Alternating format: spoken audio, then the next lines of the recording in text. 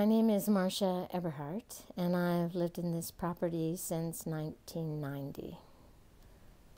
My husband and I, and children, we were living in Downey Township, which is a few concessions away, and my husband was running a food co-op in Mitchell. And these elderly people were coming to the food co-op, and my husband befriended them and found that we had lots in common because they really cared about nature and cared about the earth and organic gardening and organic food.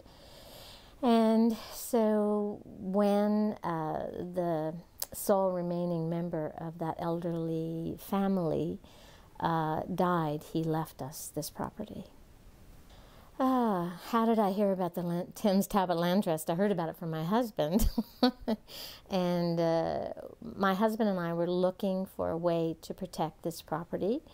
It didn't look like our children would be interested in living here at any time. And so if we should decide to sell the property or when we die, that we wanted to be sure that the property was protected, that it wouldn't that the trees wouldn't all be cut, because trees were really important, and that was a legacy that was left to us.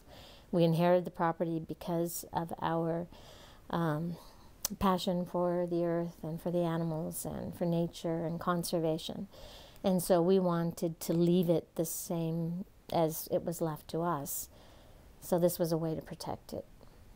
Well, I feel it's important that the land is protected by easements for a number of reasons, one of which is it's the legacy. It's how it was left to us. It was like a promise. So we promised that we would protect it in our lifetime, and so we wanted to honor that promise. It's also because we, and now myself, have again, a real commitment to the earth and to the animals, and so there isn't a lot of land protected in southwestern Ontario, and without the protection of the land, the wildlife cannot survive, and so the species cannot survive. So for an earth that continues to provide a place for all the animals, there's a place for development and a place for animals. We need places like this. We need more places. The tree coverage in this particular township is just terrible, that all the trees have been cut, and so to be able to have a place where we can continue that and not see that be destroyed because someone comes along and goes, well, this would be a good place to cut all these trees and then have more land for harvesting. There needs to be places like this. What I enjoy most about the land is the peace and the quiet. I love being able to sit here and to look out and to see the birds flying over. We have a pond, to see the ducks, to just all of the wildlife, all of nature, to see deer come and drink from the pond, or to, walk by. It's the quality. It's a wonderful quality of life. Well, in the area, it's very unique because most farmers, that's what they do, is they farm the land. But the Richardsons, who we inherited the property from, and the property was barren when they bought it, that they planted trees. They fenced off the back 8.5 acres. They fenced it off so that the cows wouldn't continue to eat up the small trees. And that's probably one of an early reforestation projects. So for this area, it's a very unique.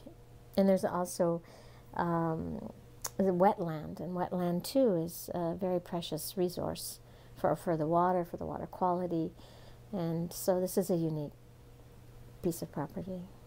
Well, it seems like more people are seeing how important trees are, so we've seen more farmers planting trees. At one time, I don't know how many, 30, 40, 50 years ago, they paid farmers to take down all the trees.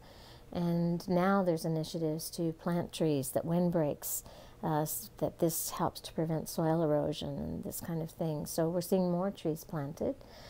Of course, for ourselves, we're seeing all the trees continue to grow.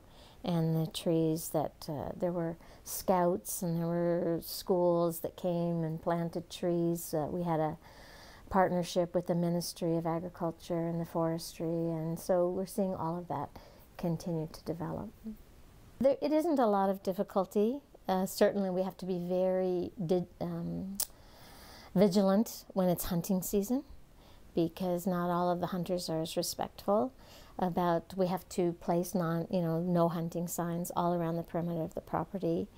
We like to walk through the property, and so I need to keep it mowed. I need to keep at least a small pathway mowed through, but there isn't a lot. Now, some people come, for my vision is it's like a national park, but for people who are used to things very manicured, they may say, oh, this place needs a lot of work, but but that's not the vision that we had. So it's basically just keeping around the house, and yeah, so I wouldn't say it's a lot of work.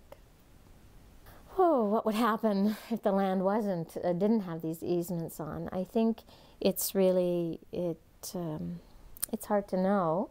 You know, someone, when they see it, might go, this is perfect. You know, I too want to raise my family and have a place like this that is organic, that has a lot of nature surrounding it. But there may be someone who wants to buy it who isn't interested in that aspect. And so all of the wildlife habitation would be gone.